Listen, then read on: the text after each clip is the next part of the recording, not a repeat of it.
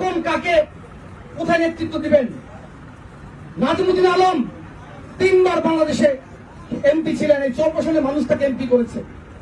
আমার জীবনে আমি তার পিছনে কখনো তাকে অসম্মান করে কথা বলিনি, কিন্তু আপনারা কেন অসম্মান করে তাকে কথা বলেন? এখানে নেতৃবৃন্দ রয়েছে, কাউকে আমি কখনো অসম্মান করে কথা বলেছি তারা বলতে পারবে না। আলমগীর কাকার সাথে আমার মাঝে মধ্যে ফোনে কথা হয়, আমি কাকাকে মাঝে মধ্যে আমার দুটো কষ্টের কথাই বলি।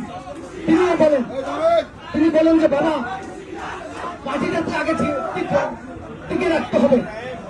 আরেকটি কথা আপনারা মনে রাখবেন, আপনি কেবল বিএনপির জন্য অপরিহার্য নাও হতে পারি, কিন্তু বাংলাদেশের জন্য বিএনপি একটি অপরিহার্য দল।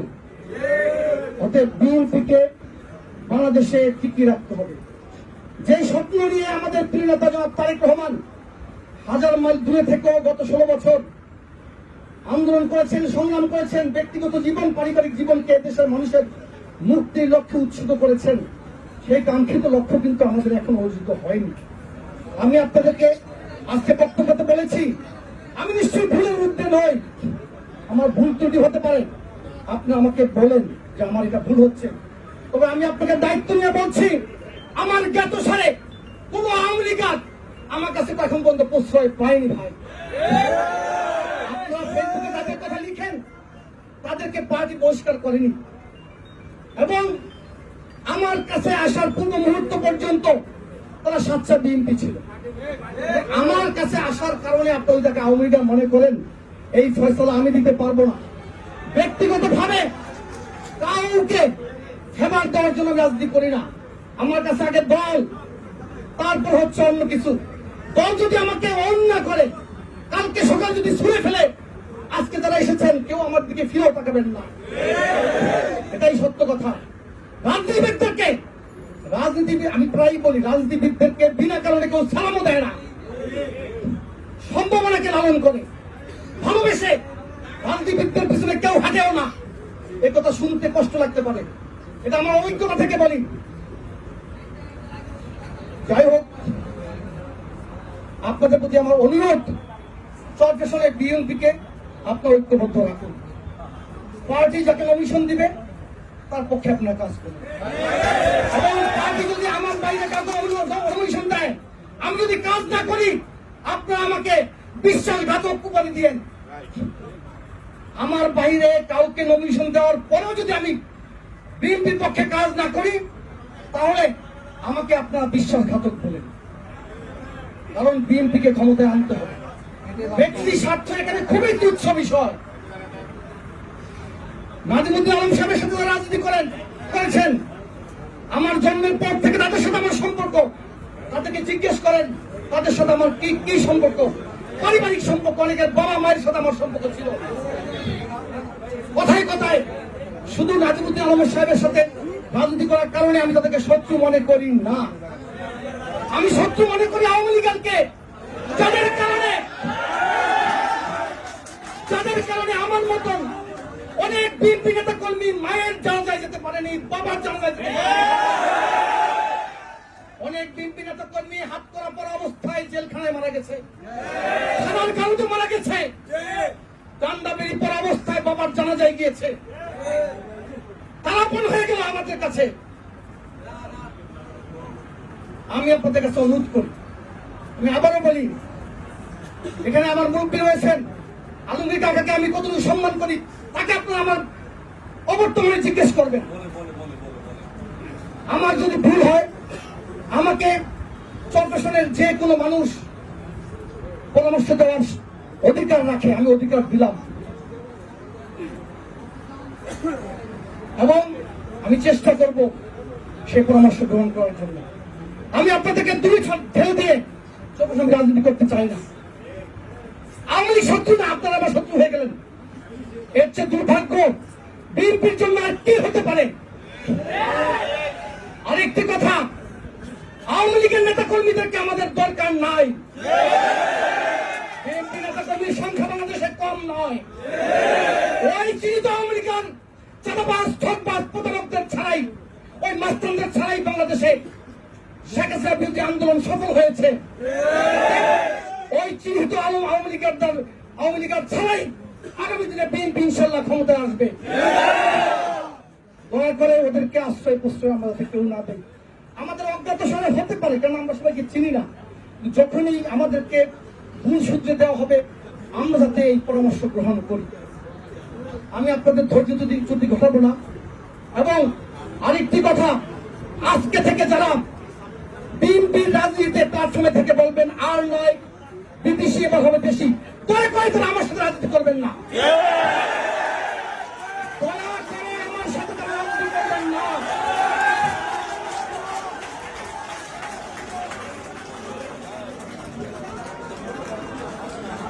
ভবিষ্যতে সুযোগ থাকলে, সুযোগ হলে আমি আপনাদের সাথে আবারও কথা বলবো। আমার কোনো ভুল ত্রুটি থাকলে আপনার পরামর্শ দেবেন। আমি আগে বলেছি, আপনারা আমার ভাই, বন্ধু, প্রতিবেশী।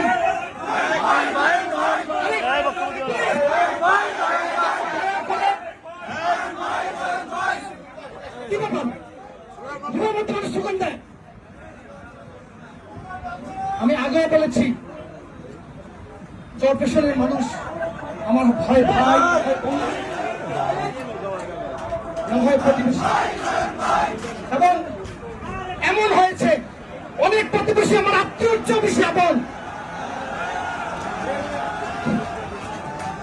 নাজিমুদ্দিন আলম সাহেবের সাথে রাজনীতি করেন, সবাই বুকে হাত দিয়ে বলতে পারবেন যে আপনারা আমার কেউ আপনজন ছিলেন না। এই আলী, তুই কি আমার আপন ছিলি না? তোমাকে মামা দেখ। এই দীপু, খালাম্মা মারা যাওয়ার আগে দীপুকে বলছে যে আমি ইসলাম মোহনকে দেখতে চাই, মোহনকে দেখতে চাই। মিথ্যা বললাম? দীপু, তুই ভাই আমার বন্ধু। সাইদ আমার কাছের ছোট ভাই কিনা জিজ্ঞেস করেন। কে আমার শত্রু? আপনারা আপনাদের সাথে যদি শত্রু বানান, আমি আপনাদের কাছে মাপ চাই। আমিরুল ইসলাম মিন্টিজ আমার শিক্ষক ছিলেন, উনি হয়তো আমাকে ভুল বুঝছেন যে আমি ওনার নমিনেশন চুরি করে নিয়ে গেছি। বিষয় এরকমের না।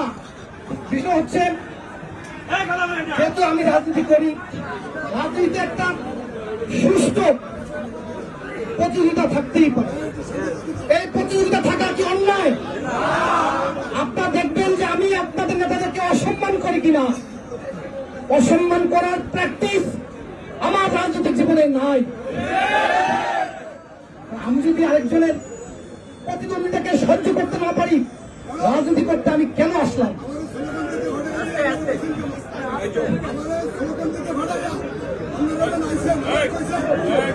যাই হোক, যদি ঘটাবো না, আমি আপনাদের কাছে হাত জুড়ে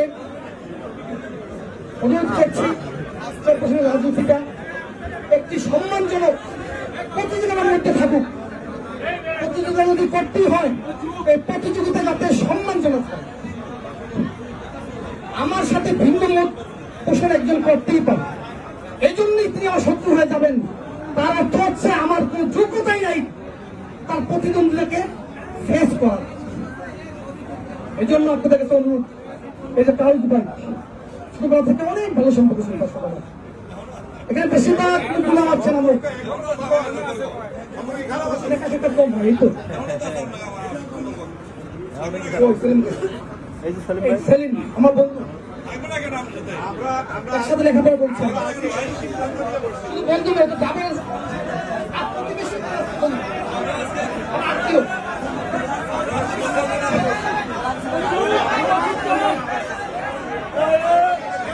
আমি বলি, আজকে হয়তো প্রথমবারের মতো আমার জীবনে প্রথমবারের মতো আমি চরপেশনে একটি পাবলিক মিটিং এসেছি। আমি মনে করি এই পাবলিক মিটিং এ যদি আলমগীর কাকা থাকতেন, বিপু থাকতো, সাইদ থাকতো, এই মিটিং আরো গুরুত্বপূর্ণ হতো, অর্থবহ হতো। আমি তাদেরকে আমাদের স্টেপে নিতে পারি নাই, এটা আমার ব্যর্থতা, আমি স্বীকার করছি। কিন্তু আমি চাই ভবিষ্যতে কোনো পাবলিক মিটিং করার আগে আমি যাতে তাদেরকে স্টেপে তুলতে পারি। আমি বুঝাতে সক্ষম হয়ে থাকি, তাহলে আমি আশা করি আপনারা আগামী দিনে পারস্পরিক সৌহার্দ্য আরো বাড়িয়ে দিবেন।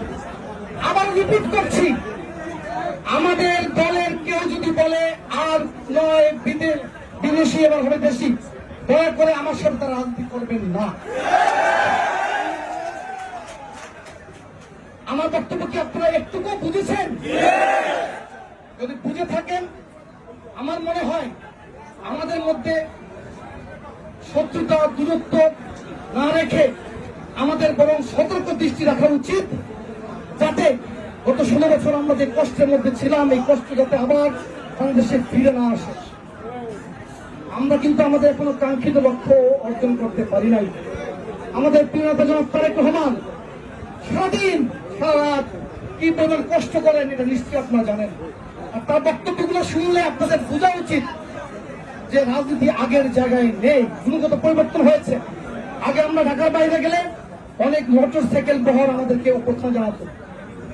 সেই মোটর সাইকেল অভ্যর্থনা জানানোর অপরাধে বিএনপি অনেক বড় থেকে পানিশমেন্ট দেওয়া হয়েছে, সাসপেন্ড করা হয়েছে। তো রাজনীতির গুণগত পরিবর্তন হচ্ছে। রাজনীতি মানে এখন শুধু মাঠে ময়দানে মিছিল মিটিং নয়। রাজনীতি মানে হচ্ছে আপনি আমি মানুষের জন্য কতটুকু করতে পারলাম, দেশের জন্য কতটুকু করতে পারলাম। আর আমরা আছি পারস্পরিক শত্রুতা নিয়ে, দ্বন্দ্ব নিয়ে, তাহলে দেশের সেবা করে করলে কথা, মানুষের সেবা করলে কথা। আপনি যে আমার বিরুদ্ধে হানাহানি করছেন, আমি কি মানুষ না? তাহলে কি মানুষের সেবা হলো? এটা কিন্তু মানুষের সেবা হলো না। যাই হোক, আমার বিশ্বাস আপনাদেরকে আমি একটু হলেও বুঝাতে পেরেছি। আল্লাহ যদি তৌফিক দান করেন, ভবিষ্যতে নিশ্চয়ই যদি আপনারা বুঝে থাকেন, এর প্রতিফল, এর রেজাল্ট আমরা ইনশাল্লাহ পাবো। সবাইকে ধন্যবাদ জানাচ্ছি, কৃতজ্ঞতা জানাচ্ছি এবং আশা করি মাঝে মধ্যে আপনাদের সাথে দেখা হবে। এবং আপনারা যে কেউ যদি কোনো সময় কোনো সমস্যায় থাকেন, যদি মনে করেন যে আমি যদি উপকারে আসবো, আপনি দয়া করে আমাকে জানাবেন। চেষ্টা করবো। একজন মানুষ সবার উপকার করতে পারে না, বিষয় হচ্ছে চেষ্টা সে করলো কিনা, আমি চেষ্টা করি কিনা, আন্তরিক কিনা। এবং এই আন্তরিকতা, এই চেষ্টা এখানে যারা রাজনীতি করতেছেন সবার মধ্যেই রয়েছে। যাই হোক, আমি সবাইকে ধন্যবাদ জানাচ্ছি কষ্ট করে ধৈর্য সহকারে আমার বক্তব্য শোনার জন্য। সবাইকে ধন্যবাদ। আসসালামু আলাইকুম।